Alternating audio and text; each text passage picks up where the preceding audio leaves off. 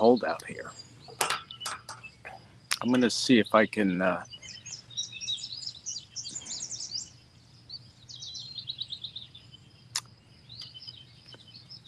I need to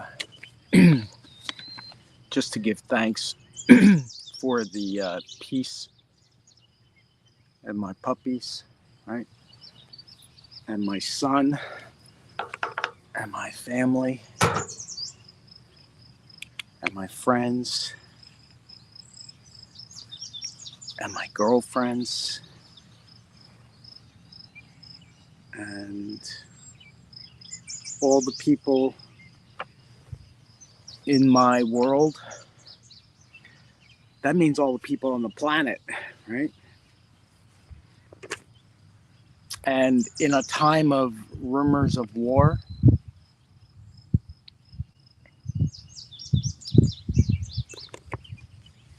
yeah, I can say in good conscience that, you know, that wars are sometimes just,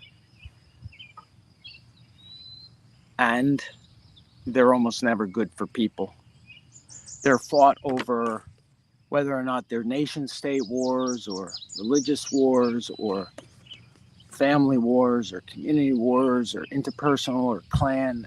They're almost always, you know, around competition for resources,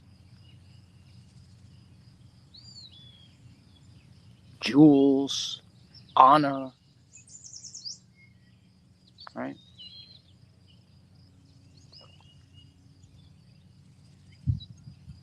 So in that realm, I want to take advantage of the peace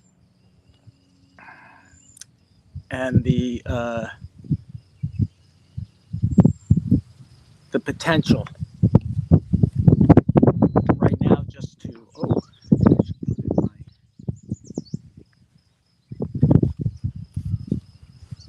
my headset.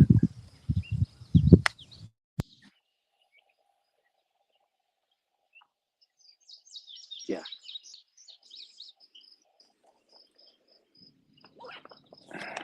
Too bright out here. I wanted to keep my glasses off but I can't. So, okay. People are asking me, what's the value of Eros on Pulsechain? Even holders of Eros are asking each other, what's the value? So I've identified 5 contributors to value. I just want to name them first, and then I'm going to go through them and try not to be too long-winded. First is fair launch. I'll talk about that. What is fair launch? What's performance-based builder fees, and how does that relate to fair launch? So number 1 is fair launch. Number 2 is supply distribution. How the supply is distributed. That's value. And increasingly, because it's a community-initiated protocol, we reclaimed it. We didn't take it over. We just started to reuse it. And there's a diamond hand top holder group. And there are agreements in principle, not to never sell, but to stay, to get in early, to stake, lock, LP to each to his or her own heart's desire, and then together learn how to get in and out responsibly. And that culture, I'll come back to. Supply distribution. How is the supply distributed? How scarce is it? who holds the supply, and what's the intentionality about that.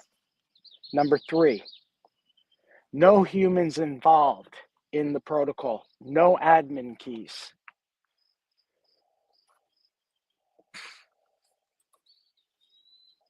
You know, for certain protocols, I want admin keys, I want management controls, and for others, I don't.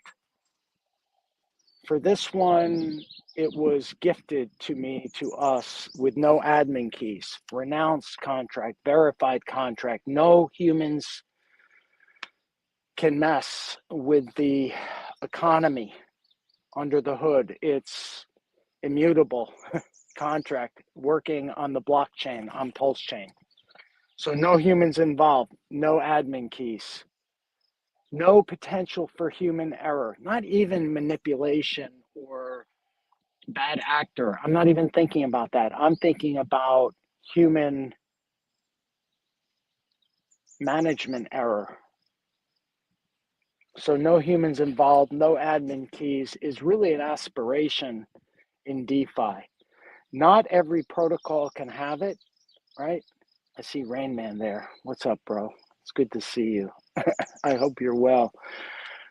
I'm talking about the value proposition of Eros because there's so much dissonance and so much distraction.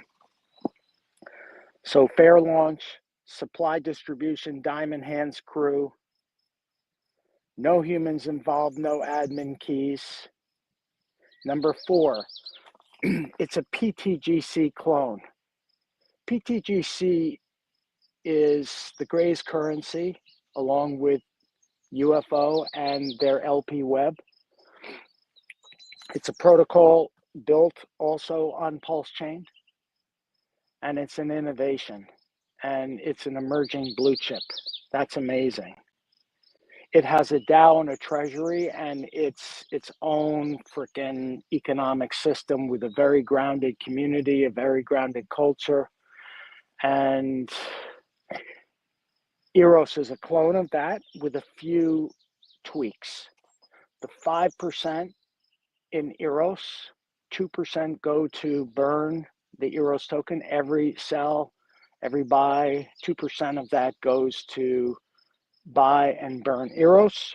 1% goes into the LP web with PLS, and 2% is part of the fee sharing part of the protocol, right? And it goes to stakers and lockers. So the fact that it's a PTGC clone and a fee sharing protocol is valuable. It makes it deflationary. It makes basically a fee to get in and a fee to get out, and those fees are shared among the holders, stakers, and lockers. Very valuable, especially because it just keeps on working. It keeps on. Rain Man, I'm good, bro. Hope all's well too. The Eros plan, right on. Yeah, it's now the Eros web, right? The Eros plan, you know, is like how it all started. The Eros web is what's happening now, and there is momentum. There's also resistance, which is required. Anytime there's something new, it takes education. And it also takes newcomers to get over the history. And so part of this is a shout out to newcomers to study hard, right? And see where value is on the blockchain.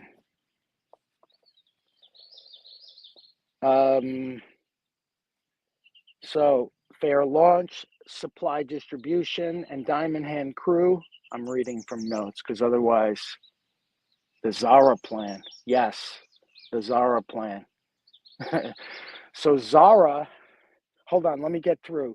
The 5th piece of value is the potential.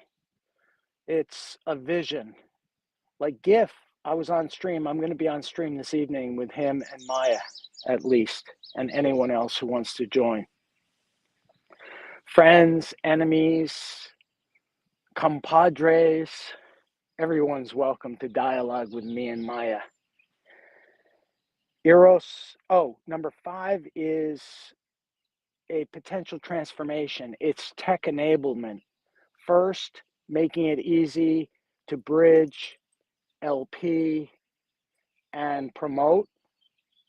And then second, to eventually to transform Eros into Eros X, which is sort of what I think Rich has done with Smoke. Rich Landon took a fee token on base, Smoke, which is in the Uranus web. And I think that turning that into a non-fee based token that can fly wherever he and other holders of Smoke want it to fly is amazing. And that's why I think I've heard it's going to fly to Ethereum and potentially Pulsechain and AVAX right on, because that's good for holders, in my opinion. It creates scarcity, right?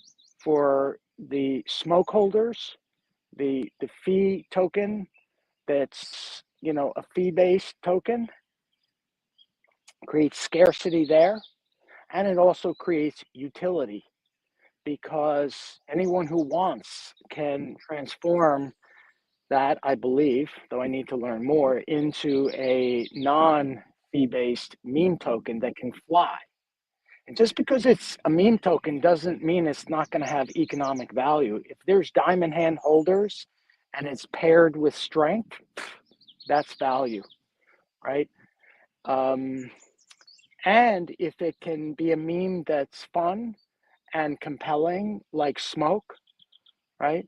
You don't have to smoke weed. You don't have to be a Rasta. You don't have to believe that ganja is like one of God's gift to. You don't have to believe that to enjoy Smoke and to enjoy the chill vibes of like Lil Blunt, right?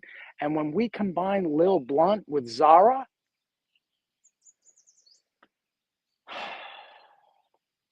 don't get me started. So the last thing, and this is me taking on the advisor role, which is one of my roles in my life. The advisor, mentor, coach role for startup founders and builders. Now, I started in that role as a lawyer and a mediator. I used to mediate, I still mediate partnership conflicts all the time. And I have been brought in by all kinds of people as an insider outsider to help to align partnership groups, especially in high growth startups or high growth businesses or high growth enterprises that are have high growth, exponential growth aspirations. And what happens with high growth, exponential growth expectations and forecasts is a lot of startups fail. Like 99% of startups fail for one reason or another. The number one reason is why people bring me in is partnership conflict. It's the number one reason. Ask Y Combinator. Y Combinator is like one of the best startup incubators on the planet.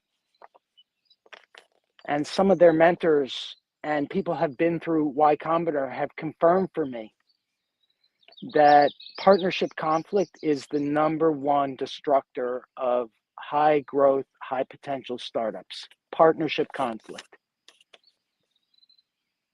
The second one is the thing I want to, this is not what I'm talking about now. The second one, and this is, I'm going to reframe something else. It's something that I call unity of focus for a founder entrepreneur. And this is why, as someone who watched how my value in Titan X got distributed, I personally was concerned about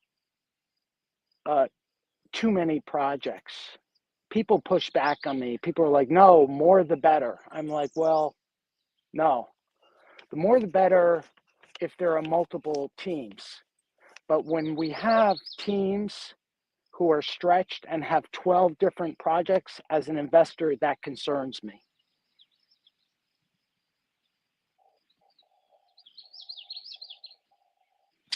So unity of focus for a startup is critical to success.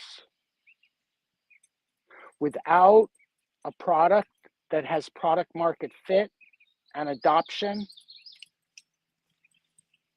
and alignment among the holder group, the ownership group, without unity of focus, whatever the culture is, whatever the idea is, whatever the thing is, sort of destined to fail long term. Unity of focus by the owners is required, which is one of the values of Eros. I'm not saying it's the only value, and I don't care if anyone buys Eros. I care more about people not selling Eros, quite honestly, until like until money has been made, until growth has happened. Like selling bottoms, right? Selling bottoms is just a sign of desperation. And it's not bad. It's like sometimes I need to sell bottoms because I need cash. It's all good. So I want to go back to this idea of where is value, and not only in Eros, but in a decentralized crypto project. And what I'm about to say may be controversial, which is I can't help it. I'm controversial. And when if I just carve wood, people like me way better, but I don't do what I do to be liked. The only people that I care are my friends. My enemies don't like me anyway. I have plenty of enemies. My enemies don't like me. My friends I care about.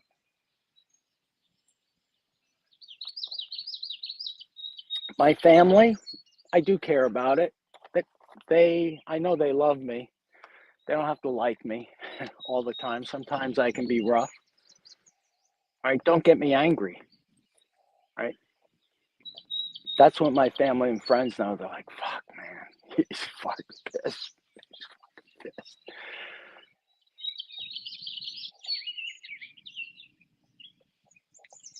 So here's the thing about fair launch.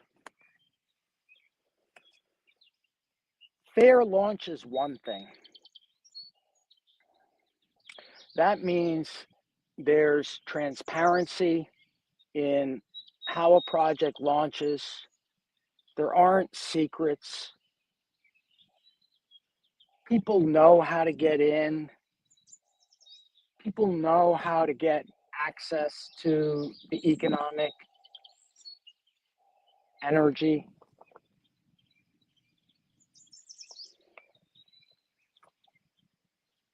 And I do believe that I would say almost all the launches, and it's launched, not the performance of the protocol. That's not necessarily fair, okay? And fair is debatable, just like justice is debatable, just like politics is debatable, just like freaking almost everything is debatable. But performance is not debatable on chain. So almost every Titanx protocol that I saw launched has been fair. The launch. Why? Because the builders shared with us. There was a process led by Mike Dean and others that helped to screen protocols and that helped to educate consumers, investors.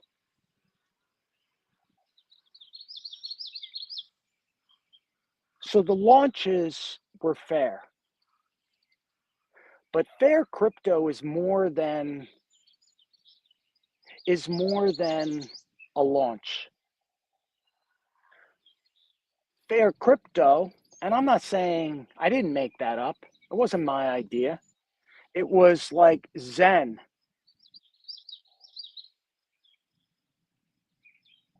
How many people think that Zen is now fair? I don't. You have to be inside the machine. You have to be a validator. You have to, like, I minted Zen. That was fair. I get fair access. But you think it's really fair for people that were early believers and believed? You think it's still fair? No, it's not fair.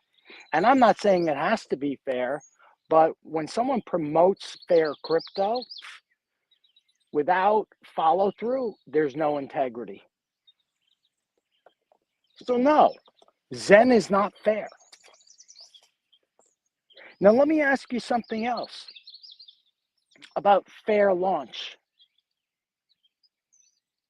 Eros was airdropped. It was a gift to any liquid Titan X holders. We all got a prorated share of our liquid Titan X holders. All of us got equal access based on how much we held. We got an airdrop. That seems fair. Life isn't freaking fair.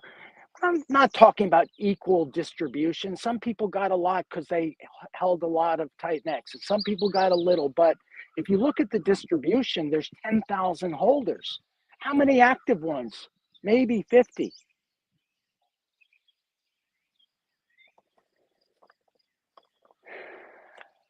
Yeah, when I get pissed, I'm going to talk now.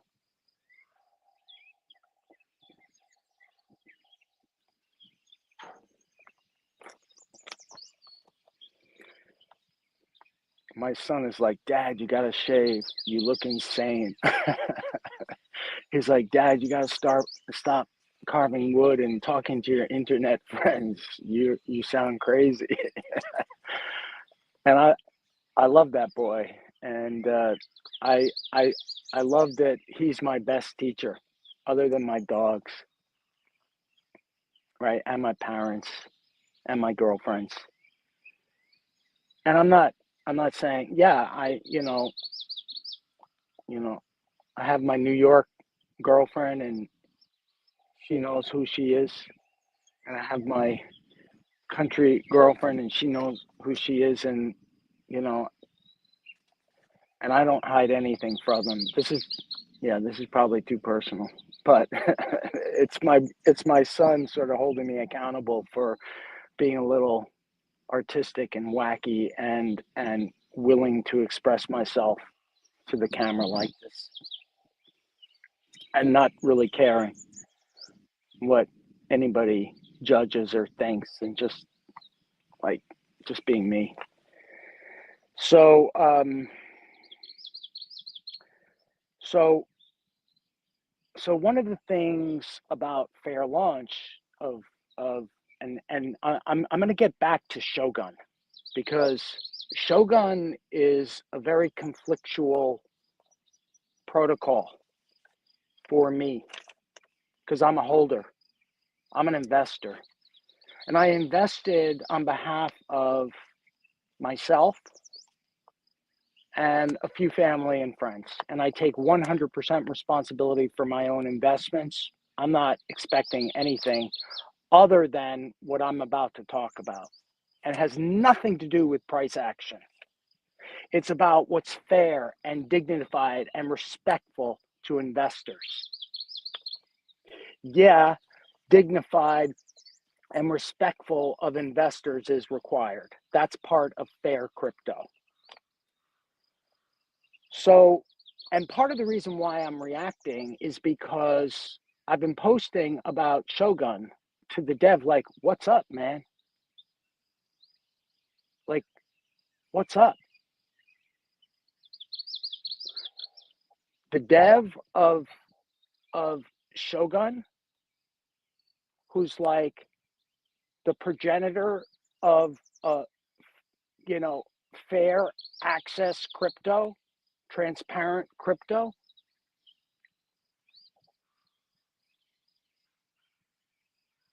Dev built a system, fair launch, check mark. I think it worked. Performance-based payment for builders. This is the controversial thing. And I think building in crypto is crazy hard. So any builder deserves to get paid. And that's what Dev of TitanX knew, is that builders, devs needed to get paid. And so he created a system where there was basically up to 8% the dev builders could take. And it was framed as performance-based payment.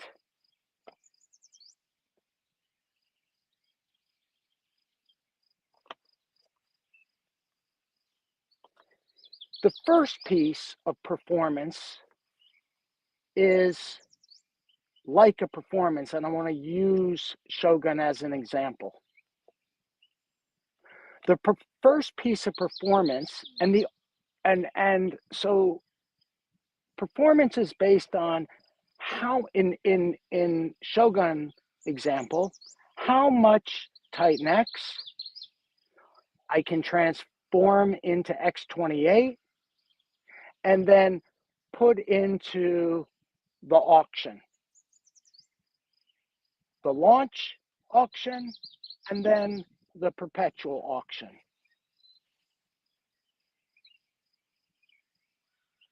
So if as an investor, the performance is, I hear the pre-launch sales. In crypto, we call it shill. I don't like that. It's promotion. It's education. Deb of Shogun was on every single stream for weeks.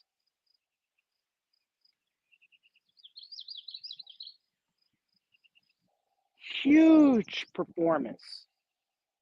I think Dev got 3%, cut from 8%, I think.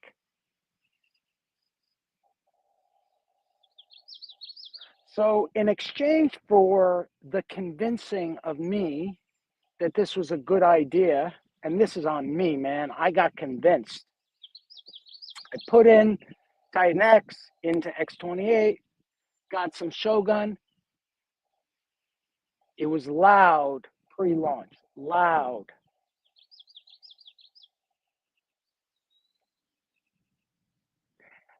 And for 6 months after, nothing.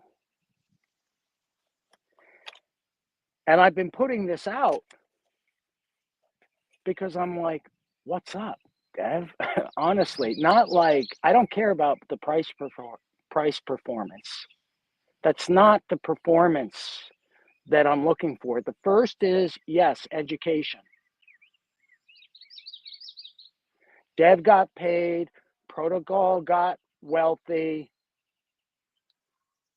and then people are like on Twitter responding.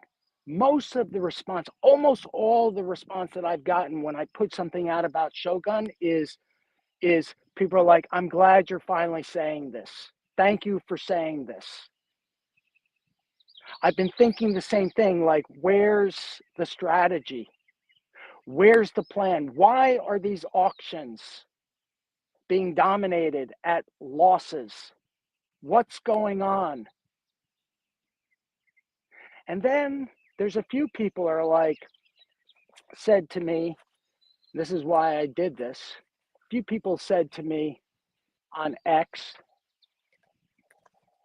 like, how can you expect the dev to shill this forever? Do you expect that from Satoshi and Vitalik? I'm like, fuck no, man. I'm not asking for shill forever. I don't want shill at all. I want education and I want communication. And so what's been created here, and this is what pisses me off.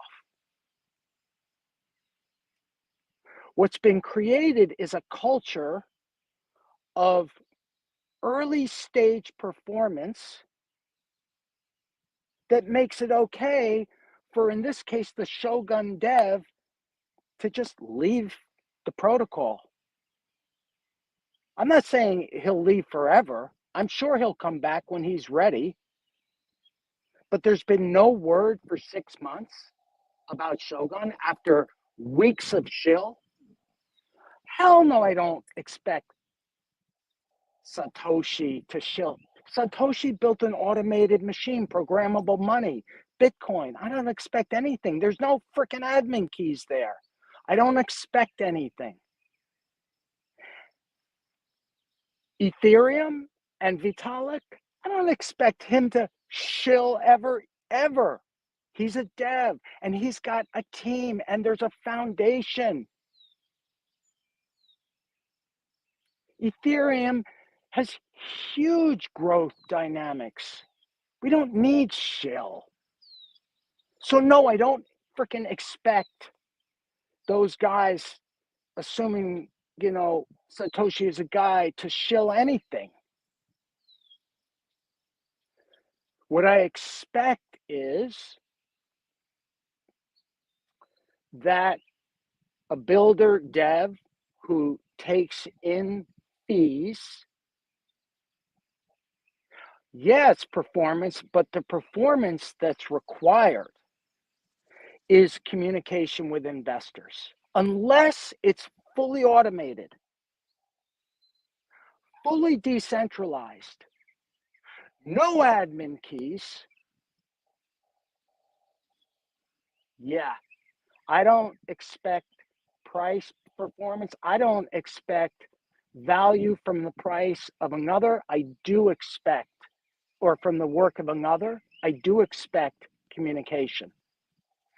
And the culture that has been created with this early stage performance as a startup advisor, the launch is nice, but that's not execution. That's not how we judge startups, by the launch. Performance-based indicators for startup are based on product market fit, traction in the market, economic energy being attracted to the product, and the ability to pivot, listen to the market, communicate with investors, pivot when things aren't working.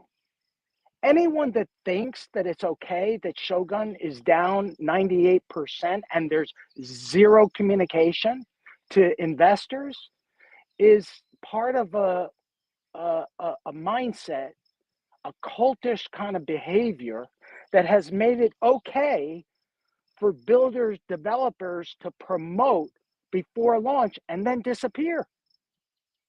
In what startup world is that okay? None, except in crypto, because there's no accountability. So I'm distinguishing Shogun, which I'm a holder in. I want to see. This isn't FUD, fear, uncertainty, and doubt. I have no fear. I have no uncertainty and have no doubt about this. So anyone saying this is FUD it's a projection, yo. I'm courageously speaking what almost nobody is willing to say. But people quietly say, hey, thank you for saying that. Hey, I heard you say that. I'm thinking the same thing.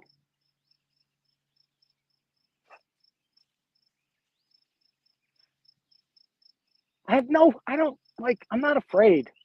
What, to get squashed? By what?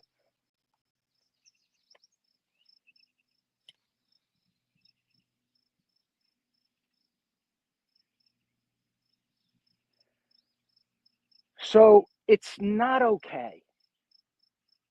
It's not okay, even in the decentralized world, for builders to disappear for 6 months at a time. It's okay, like, for a builder to go to have multiple projects and to communicate to investors, I'm going to go build something else. Here's the strategy. Yes, I sold it hard, and yes, I'm building on it, and yes, there's hope, and yes, there's belief, because without that, it's either an intentional capitulation move, or it's a fear of confronting failure and uncertainty about what to do. So, yeah, performance based incentives are critical. The weakness of the system that we've set up is that what can happen is builders can collect up to 8% and disappear and come and go at their leisure. And I'm not saying all of them. There are consistent communicators. There are people that have stayed in the trenches with their projects. The Helios team, the Baby Dragon X team, Rich Landon, who is a quiet builder for all of his projects, Utah. Ali had to take a break. He let us know. He let me know. He's like, I gotta take a break. I'm coming back.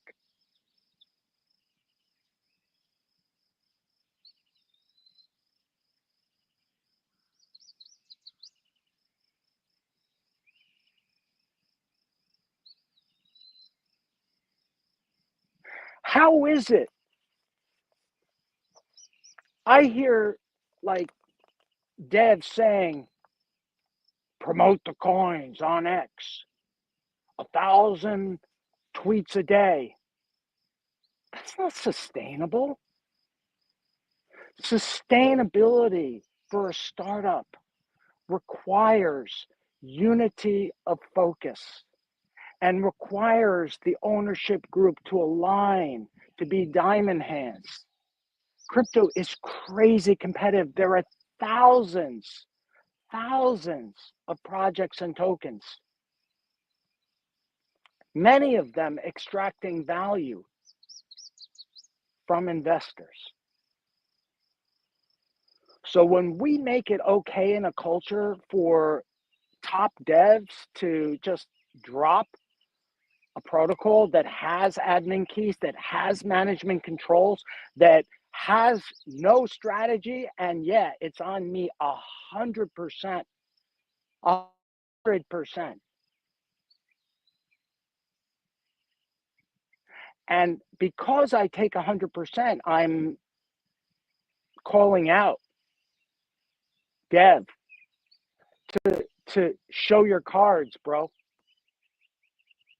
What's up? I carved X28 and Shogun. What's up? What's your plan? It's okay for a dev to drop a freaking protocol? Nah, it's not okay. It's part of the, and maybe the plan is to make it go down 99%.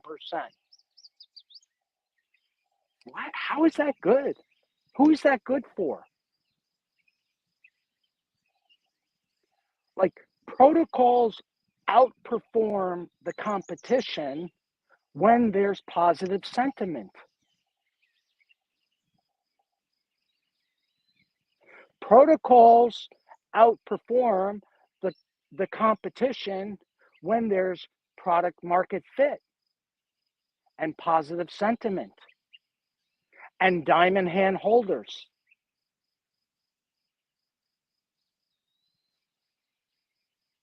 Shogun, I thought had huge potential, and maybe it does. I have no idea. That's not fair crypto. It's not. It's not. It's definitely not. Maybe it was fair launch, but it's not fair crypto. And it's not fair to investors. And heading back to other, like Shogun is a tax token. It becomes a fee sharing token when fees get shared. I can't see that. Now that I'm educated, now that I take full responsibility just for getting sold on a protocol that I'm having a hard time seeing now. And that's on me 100%. I'm going to compare and contrast now. Shogun, which is a tax token, requires RBOTs. Everyone's like, Shogun's going to recover when volume comes in. I'm like, on Ethereum with bonded liquidity? Okay, maybe. Maybe Shogun is designed as an omni-chain thing. And this is what I thought. I thought Shogun was going to end up on, I don't know, Base or Sonic or Pulsechain.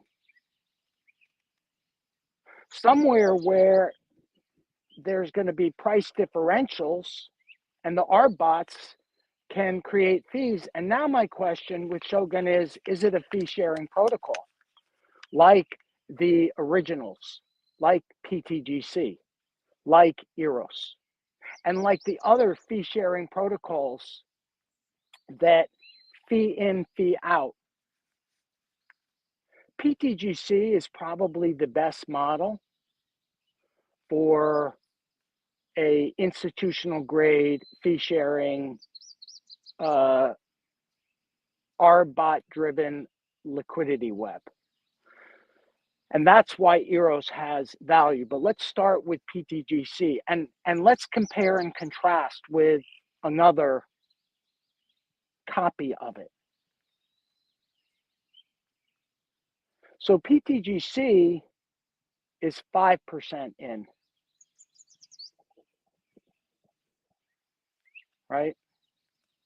0.5% goes to burning the PTGC token. That's amazing, especially with the volume that they get and the potential that they have. It's why it's a real deflationary asset. And it's going to keep on burning. And it's on Pulsechain. And they've built a vibrant, deep liquidity web. And they have a DAO and a treasury. And they have fee sharing where stakers and lockers make fees. It incentivizes diamond hands. It incentivizes holders.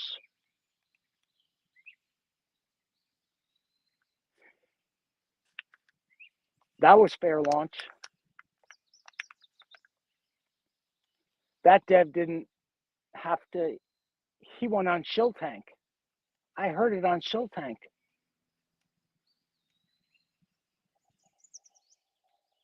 And that's why B Roots probably from day one is like, wow. say what you will about B Roots, but when they hear something on Shill Tank that has value, he's in. And I think he's been in the whole time. I don't know. He's free to do what he wants. So PTGC, fee in 5%, 0.5 buys it, 1% I think goes to LP, maybe 2%. No, 1% goes to LP. And then 3.5%, I believe, gets split. I'm sorry. I can't think clearly when I'm pissed off, right? So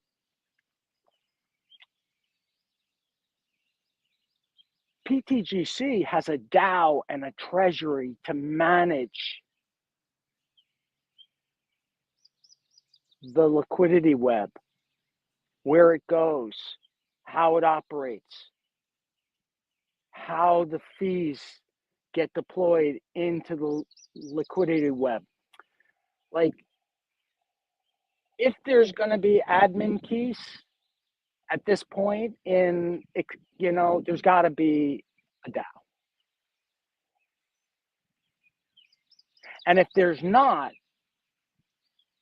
then there has to be early on, and I'm saying for me, this is the reminder, there has to be a dialogue with Dev about why not.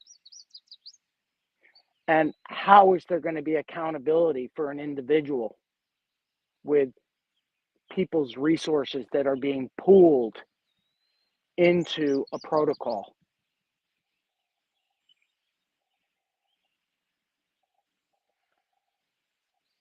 So PTGC, which Shogun and E280 is its own animal. It's dude's innovation. And it's all tied in to the Helios DAO. And dude and his teams are in constant dialogue. So people can argue about price performance, like with E280 and Helios. This is like, that developer, dude, has been communicating consistently from day one. I know exactly what to expect. And as an investor, for me, that feels fair. Dude told me from the beginning, he told all of us, this is a long-term project. We're building a treasury. We're building for the future. If you want in, get in. It's not all about price performance. It's about value accrual. And that's the one dev in our ecosystem who just keeps on building and tying everything back to the core. People can agree to disagree about performance. At least there's a dialogue and a communication and an innovative approach, and investors know exactly what to expect. All I need to do is listen and take the time to educate myself. So E280 is an innovation in the liquidity web world, and it really deserves respect. And Dev and his team deserve respect for staying in the dialogue, not being afraid of price performance, not being afraid of people's judgments, just having conviction and being willing to be in a dialogue with investors is critically important to long-term success. I might argue that there isn't a unity of focus, but I would also argue that there is. Everything goes back to, the foundation and the treasury. And there are lots of tentacles. So that's the kind of protocol innovation on liquidity web tokens and protocols that is to be respected. It's a different play because I think it has many tentacles. It starts on Ethereum, and then it migrates to Base. And I think it's going to migrate elsewhere. And I think it's going to be connected to whatever the six pack is building. I think will be good for all of Dude's protocols.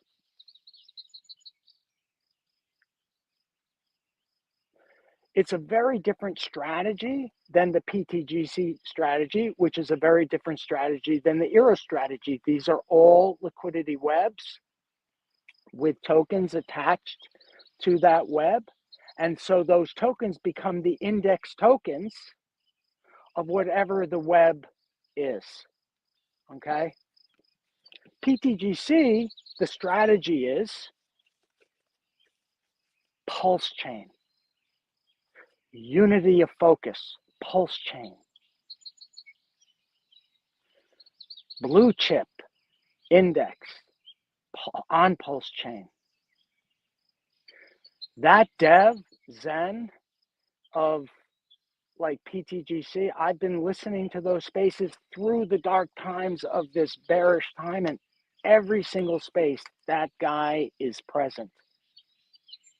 That guy is spreading wisdom. He's the inventor. He's the innovator. He's the engine, and he's been a magnet. He started, I think, just him. I don't know. Maybe there is a team, small team. He's been a magnet. The protocol's been a magnet for people that have listened and learned. It's why I'm confident to send people who were in the Pulse and PulseX sacrifice. I'm very confident to send them to PTGC to go listen and learn and invest if they decide to invest. Why? Because there are people involved, humans involved, and they have management controls. That's great for a blue chip, a complicated protocol that's building like liquidity webs, you know, as a blue chip index web for Pulsechain, a DAO and a treasury and a UFO asset that's really like the liquidity manager, as I understand it. Then you've got humans involved in the protocol. It's fully automated. PTGC, part of it, the Grace currency, it's fully automated, but it's immutable. But they also have human controls that have been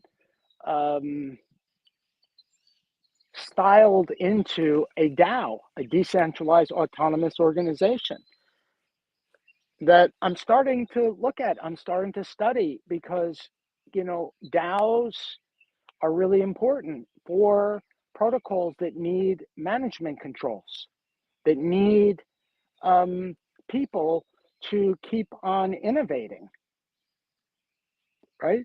If you want to keep on innovating, you need some management controls, even if it just means innovating on how the Treasury invests in LP, which is what the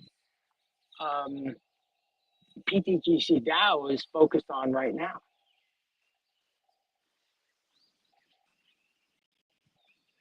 So Eros, hells yeah. Like, I love that people are still telling me, don't talk about Eros. I'm like, dude, I carved it. I'm free to talk about whatever I please, especially, first of all, as a man and as a free being, I achieve, like, I'm free to speak. Okay. Now that I can speak, I was a stutterer. I'm still once a stutterer, always a stutterer. Don't get me talking. I don't target anybody, but I'm going to speak truth to power. That's who I am. I can't help it. Now that I can talk, I'm going to do it. I spent 13 years not talking, having to fight. Kids teasing. I was, you know, people used, right? I used to fight. I learned to fight when people tease me for stuttering, right? And I had to fight a lot early. I didn't have to fight after that. I didn't need to. And I'm not proud of this, but I never lost a fight either. I'm not proud of it, but I never did. Because I learned early on that in a fight, you have to attack, right? In a battle, you have to be aggressive. Sometimes it's martial arts style. You step away from the attack. You step away. But if it's a battle, so Eros, so everyone's like, still, people DMing me, hey, why do you have to talk about Eros? 3 reasons. One, I'm free to do so, and the more that people ask me why, the more I'm just, people don't realize, just like Eros is an unkillable, immutable contract, like unless someone comes here to where I am and literally stops me, I'm just going to keep on doing it. That's freedom of speech. The second reason is I carved it. It's carved with totemic protection and connection. And I don't care what anybody else thinks about that. People are like, that's wacky, man. My son says, Dad, that's wacky. I'm like, yeah, it is. That's who I am. I can't help it. I've learned over the years to just be myself and not let others' judgment and others' like projections inhibit truth. And it's not that my truth is the truth, but my truth is my truth. It's ultimate truth. And I would never impose my truth on anyone else ever. Because as a mediator, I learned a lot of this stuff. A lot of people project out, oh, you're a liar, you're a this, you're a that. I'm like, no. 2 people experience the same things very differently. 2 people experience the same conflict, the same protocol, the same situation, totally different, diametrically opposed. And many times I would hear as a mediator, you're a liar, you're a this. And I realized, oh, it just feels like people are lying.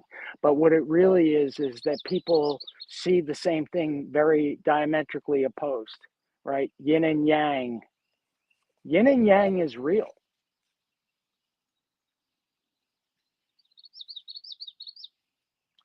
Positive and negative currencies, right? Even in positive and negative, like in the electromagnetic fields, there's positive and negative, right? That's currency. It's unified in electrical shock. So the first reason why I talk about Eros is I'm free to do it. And it got gifted to me. And I've learned with gifts to receive them and then explore how valuable they are. The second is I carved it way back when. And I was sort of ashamed of myself, honestly. I hid that heart, right? Why? Because there was a lot of shame in that experience. There was a lot of like weirdness in that Ethereum Eros launch. There was a lot of like strings being pulled behind the scenes to get our tight necks back. And at some point, the truth of what happened will come out. I have no idea what the truth is, but the more I talk about Eros, the more the truth will come out. And the more whatever happened to get our tight necks back on Ethereum, the truth will come out.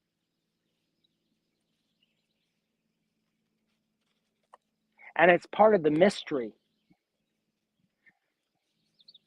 The other reason why I'm talking about Eros is because I own it. And it was a gift.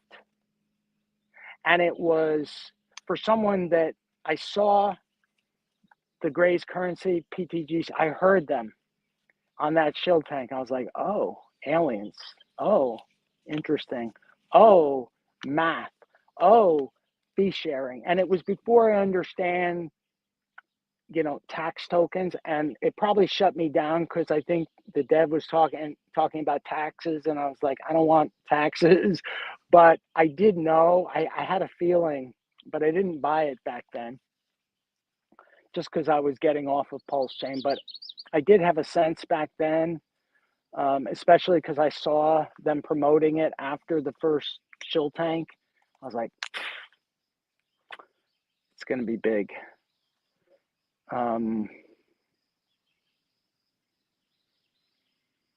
So when I received the Eros airdrop from the Eros team, I immediately carved it because I was like, yes, I got a PTGC clone, and like it's a hyper deflationary one. And I remember thinking, oh, 2%. I studied it. I was like, oh, look at this.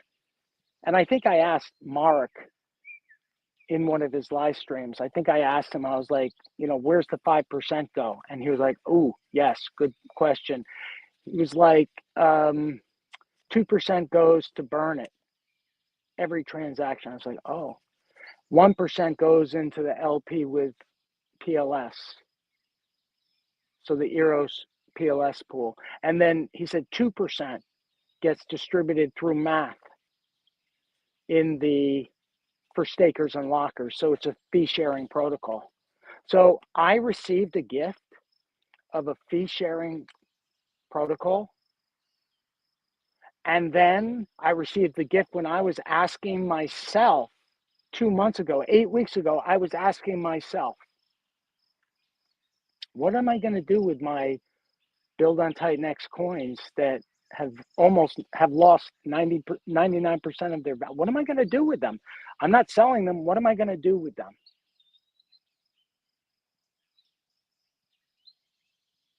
And then this freak of nature, brilliant being, just a man, but he's brilliant.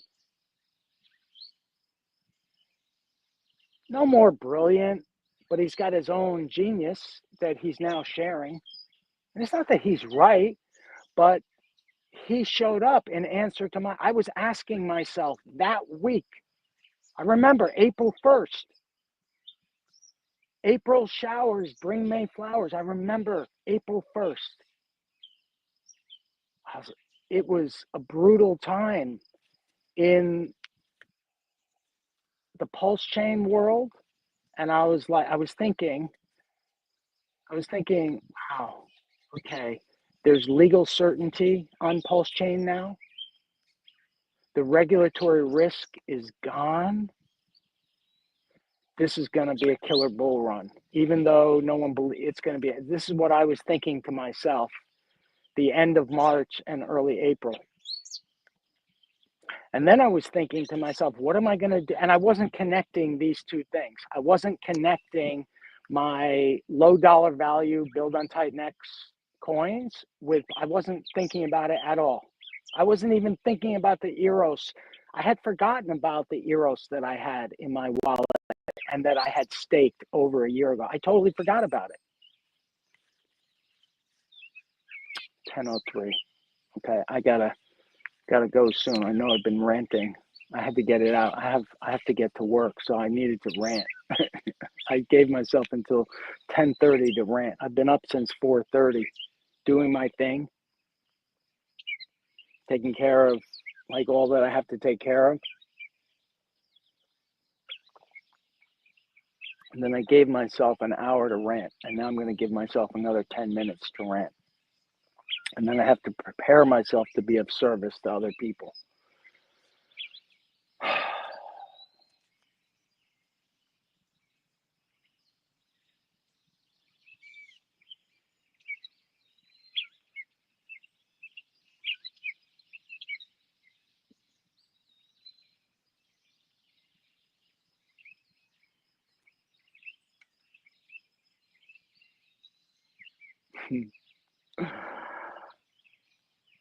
So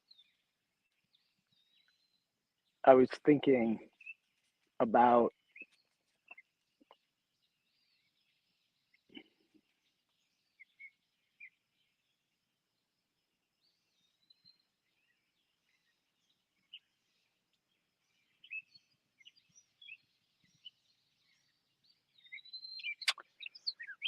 So the beauty of Eros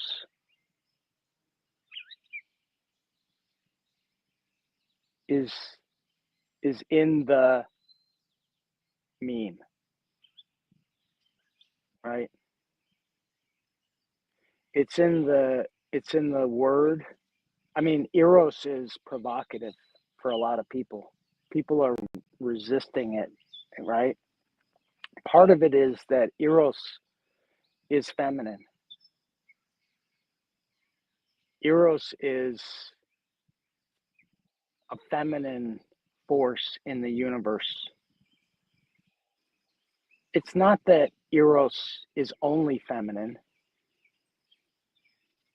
but if you look at like erotica, women love erotica. Women love flowers. What's up, puppy? And nature.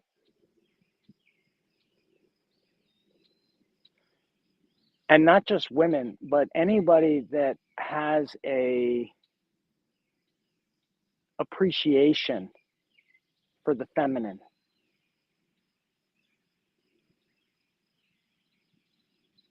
which in its pure form is about receptivity.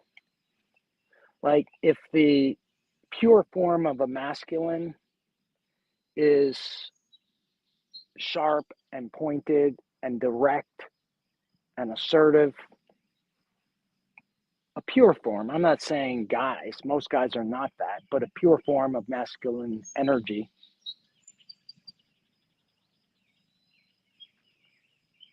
Think about a alpha chimp, a male alpha chimp, right? Eros is provocative because it's a challenge to the status quo. Eros is provocative because people react to it. Now, that doesn't bring value in itself, but I started this rant listing 5 things that bring value to Eros. And I do believe the protocol and the fair launch and the fair distribution, except for a few top holders, but that's fair. Everyone has equal access. That top holder accumulated when no one else was accumulating. He was a believer. He's still a believer. Part of the reason why I believe is because Peter believes, right? If Peter didn't believe, I wouldn't believe this. If Peter were to disappear tomorrow, we would have a very different Eros. But the holders would know what to do.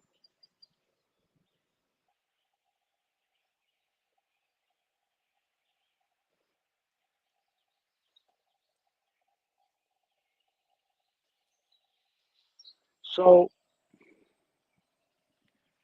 let me remind myself, what are the 5 or 6 value proposition pieces of Eros? And honestly, I'm not attached to anybody buying Eros. I'm more attached at this point for holders not selling Eros. But I'm also attached to people that don't want Eros who hold it to sell it. Sell it now, right? Why not? If you don't want it, or I and I can wait, right? For the next double or the next double or the next double. So the value is in fair launch. The value is in supply distribution across 10,000 wallets. And the active supply is now distributed, I don't know, among 20 to 30 active wallets, maybe. I don't even know. I mean, it would be nice to know, but basically, people are quietly buying because there's more buying than selling. And the mantra is responsible in, responsible out. Diamond hand on the way up, and then responsible taking profits. And for me, my mantra is I like the idea of keeping 20% of whatever I have now or whatever I end up accumulating, just keeping it in the contract, either in LP, probably part of it in LP, and part staking and locking, just to make passive income. And even in the bear market. Because one of the things about fully automated, decentralized protocols is they just keep on working without humans. They keep on burning in this one. It doesn't mean that there's going to be a lot of value in the LP in the bear market, but the holders might keep on holding. And if the holders are actually part of a movement to use technology to enable new developments on Eros, to transform, for example, a tax token into a non-tax token,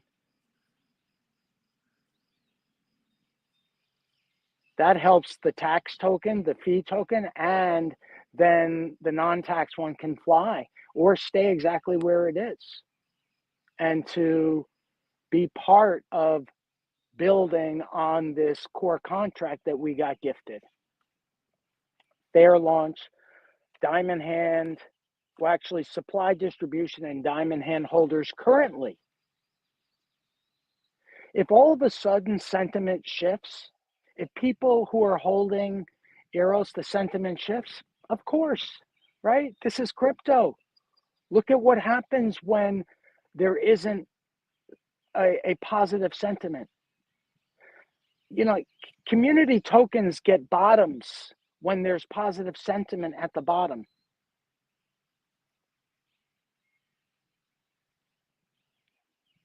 So controlling large amounts of supply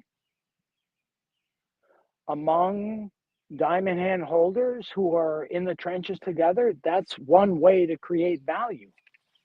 Another way, unless humans are needed, no humans involved, no admin keys. Some places where humans are needed, yes. Ouroboros. And there's a DAO.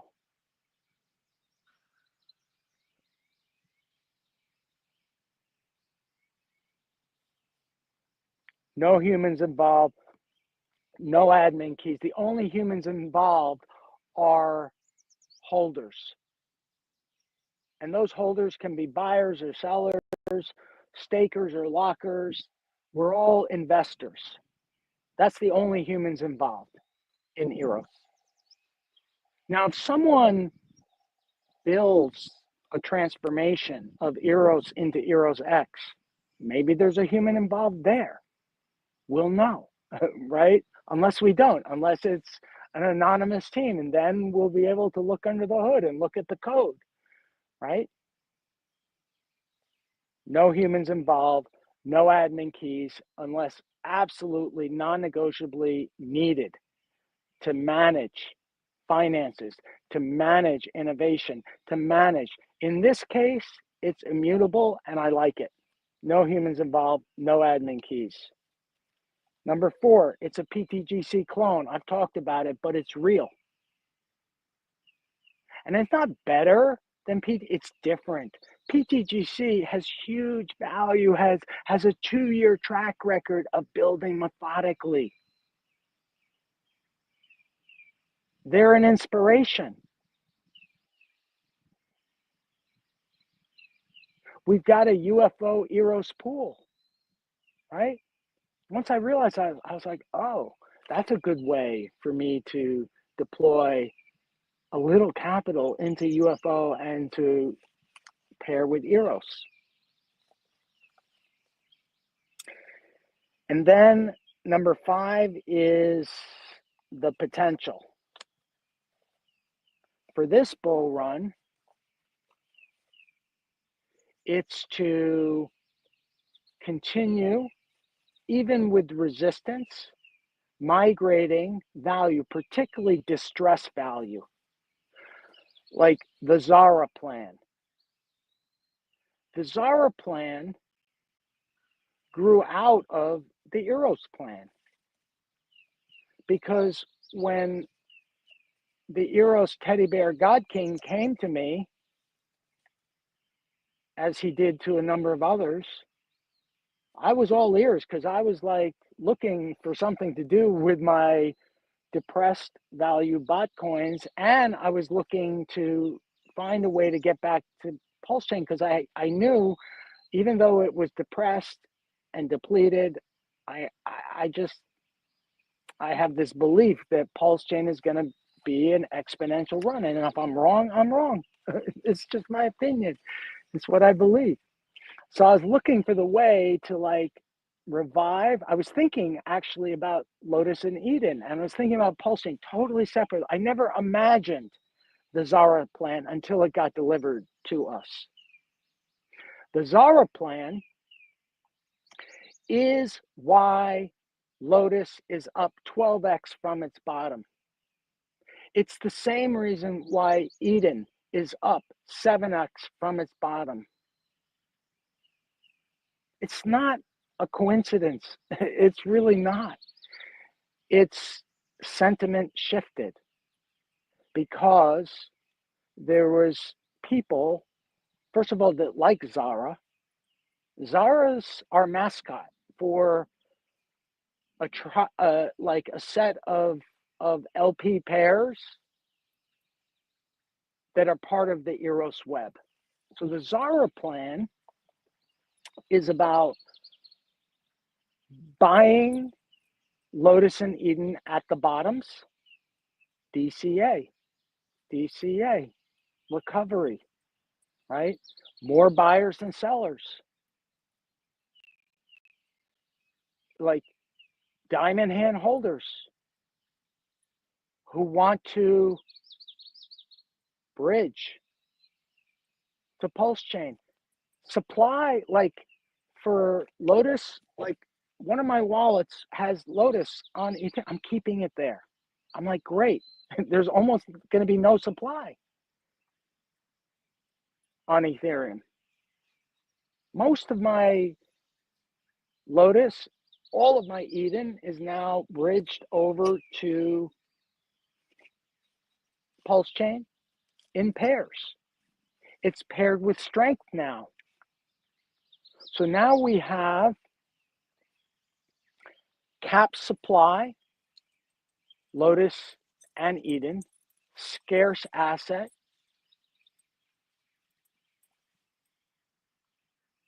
increasingly in the hands of diamond hand holders committed to value accrual and to pair with strength.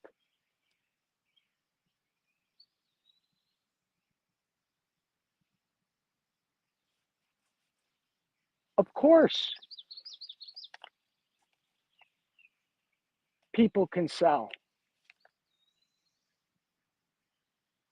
but with a culture that incentivizes holding and pairing in LP with strength when LP is thin, it means we're getting in early. It doesn't mean that we'll be right, but the Zara plan gives us a new lease on life. And actually, any group of tokens, Build on Titan X tokens, could do the same thing. And I suspect the next ones to do it, because I heard the Inferno team talking about, I think 2% of what went in of the, and I remember thinking this was like, what is it for Pulse? Way back when I went into the Inferno auction, I did really well. Thank you, Inferno.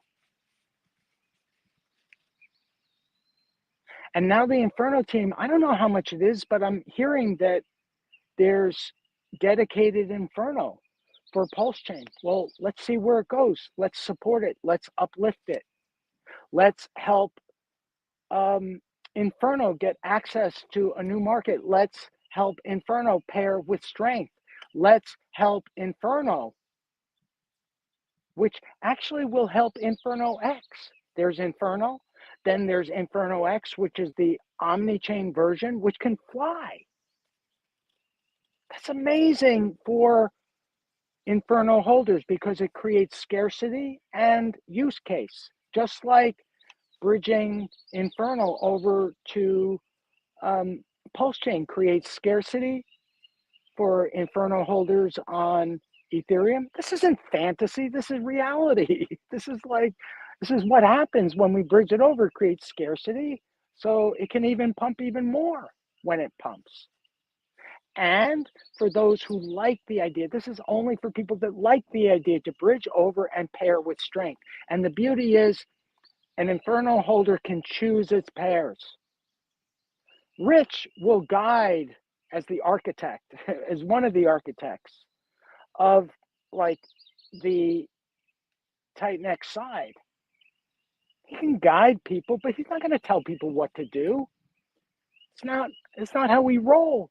We encourage people to do what we like. I have Lotus and Eden, and I want to revive it, so I was open to the Zara plan. And then, once we complete, and I don't know, Rich will be the one, because he's sort of talking to people. I'm just talking out here. It's just like my job is to be me and to educate and align our culture around, bridging, LP, and yes, Eros. I'm going to keep on saying Eros because I like it. I don't care what anybody says. I like it. And I'm going to keep on uplifting it. Even when there's FUD, especially when there's FUD, right? If we allow FUD to just sit there and not push back and not challenge it, then the FUD wins, right?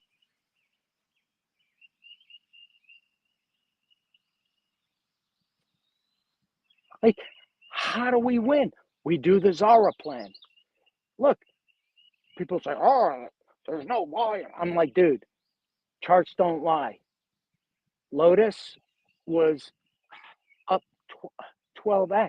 And like in the most recent like dumping of like everything due to fears and rumors and war and uncertainty in the market, I don't see people dumping that. Rich Landon, I saw somewhere said, hey, my shit coins aren't dumping. And I'm like, those aren't shit coins, bro.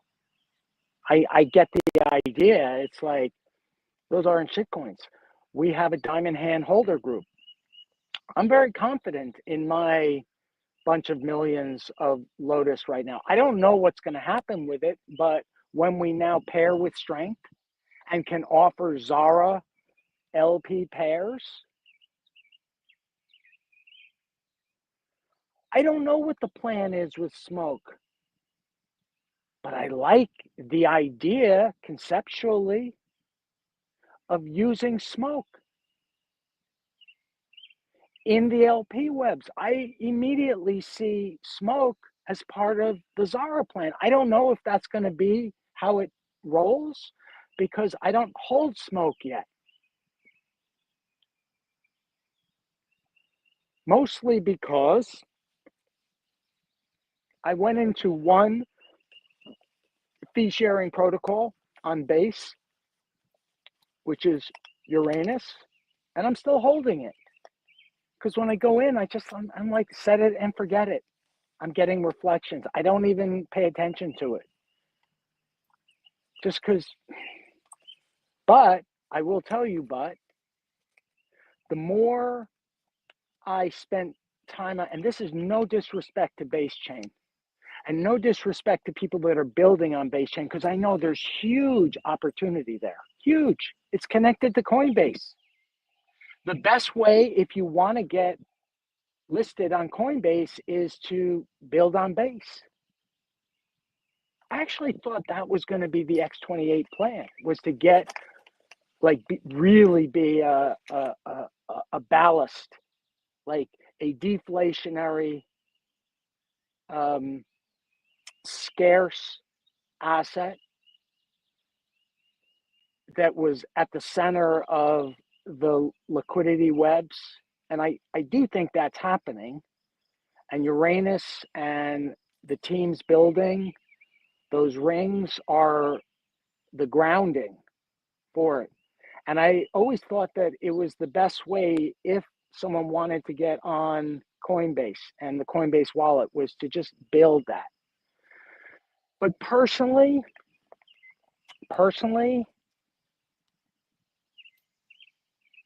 and I know a lot of people just want liquidity, and there's plenty of liquidity on base, but for me, it was very hard to get a lay of the land with base. And I didn't have relationships over there like I have relationships over in Sonic and AVAX and Pulsechain. Now, I haven't used my relationships on AVAX yet, but I'm about to.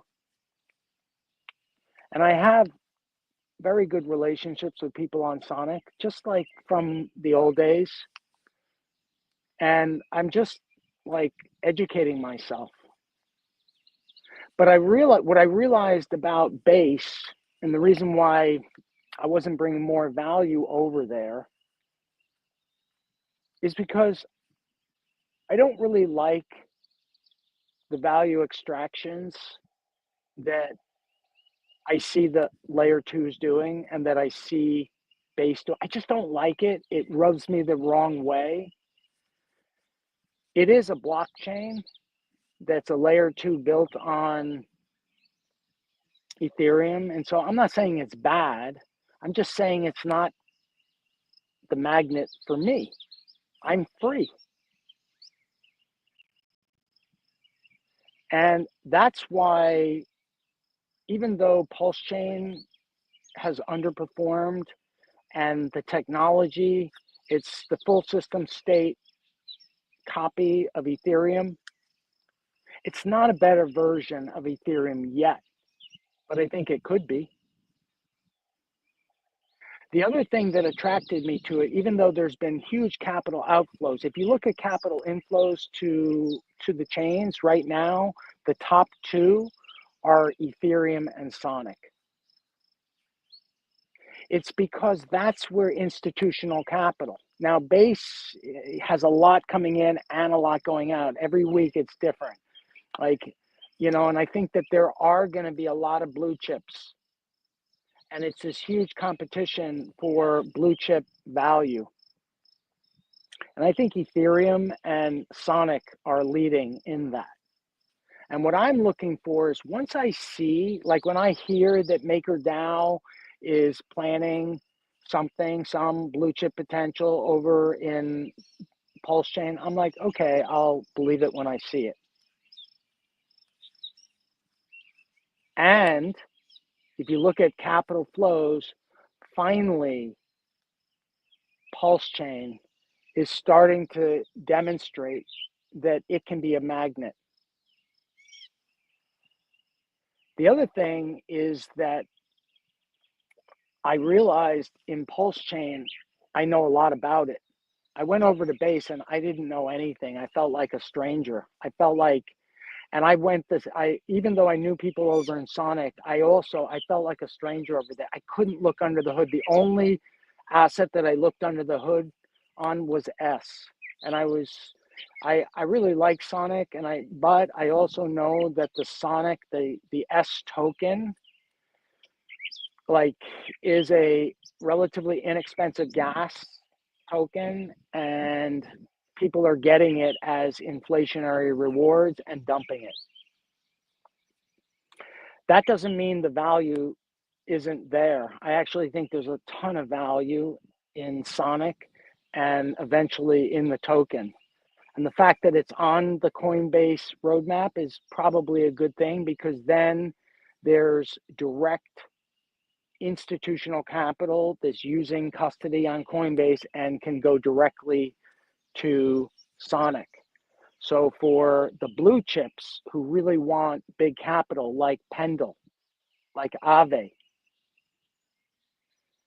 and like Ouroboros. Ouroboros is a blue chip in the making. It's very early stage, and I believe it belongs next on Sonic. That's just me. And I think Ouroboros will distinguish itself among all of the stablecoin platforms that are exploding. But that's a different story. So the Zara plan is the first indicator of momentum. And if smoke gets over to Pulsechain, partially because I like it, because it's Rich's project, and he's in constant dialogue with his team and his investors. It's constant. It's always been there.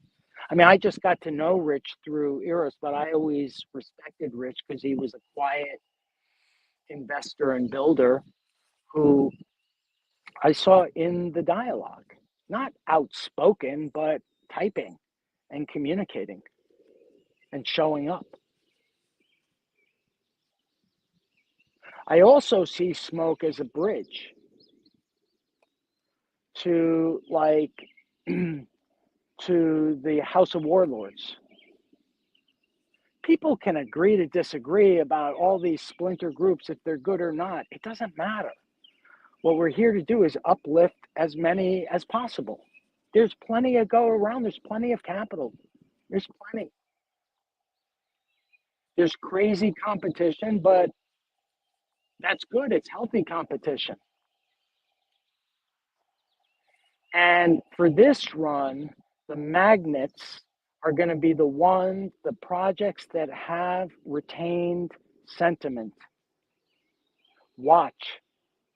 The projects that outperform in the vertical times are going to have sentiment attached to them.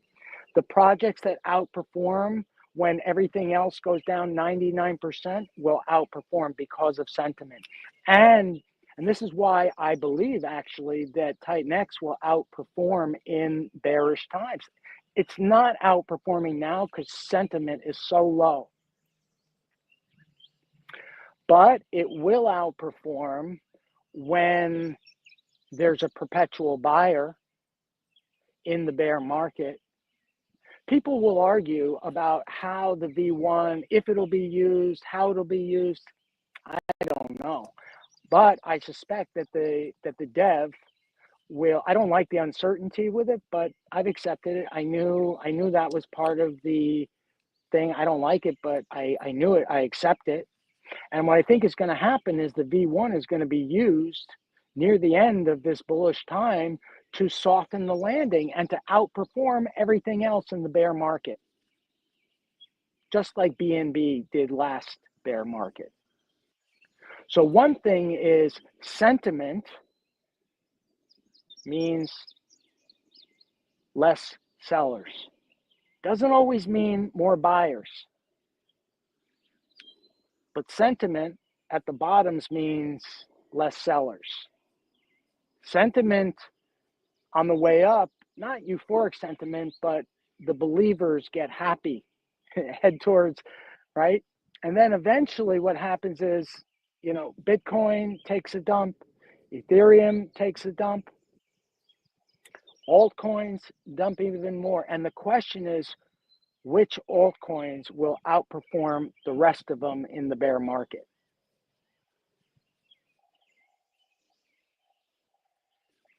And I think the ones that have built-in buyers and use cases in the bearish times will outperform.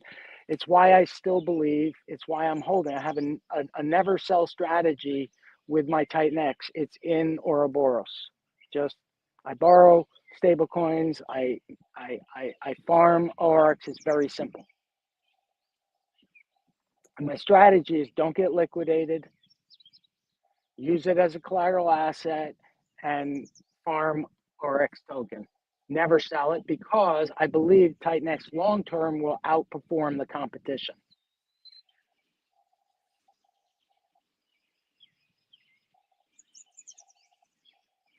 Ouroboros is another protocol that in my opinion will outperform the competition. I don't know in the bull market, but in the bearish times, I'm very confident that Ouroboros will outperform the competition, will be an outlier. When everything else goes down 99% or 98%, Ouroboros won, and neither will Titan X. I don't know everything else in my mind. Okay, and then when I think about Pulsechain, like what's going to outperform in bearish times? Sentiment, automated buying, fee sharing, people investing, even in bearish times, able to stay in the game and make passive income. That's PTGC. I expect PTGC and UFO to outperform. I don't know. It outperformed in the last cycle. I don't know if it'll outperform everything in this bullish time. PTGC believers believe that, and I'm hoping for that. I hope PTGC outperforms everything else on Pulsechain other than Eros and Smoke and How and other build on Titan X protocols that we are going to uplift one at a time by taking supply off, pairing it with strength, and promoting it to a new market. So PTGC should outperform. And for me, I've already decided I'm going to hold because I know that Eros contract is going to keep on working. Bullish time, bearish time. It's designed just like PTGC is to leverage volatility in the market.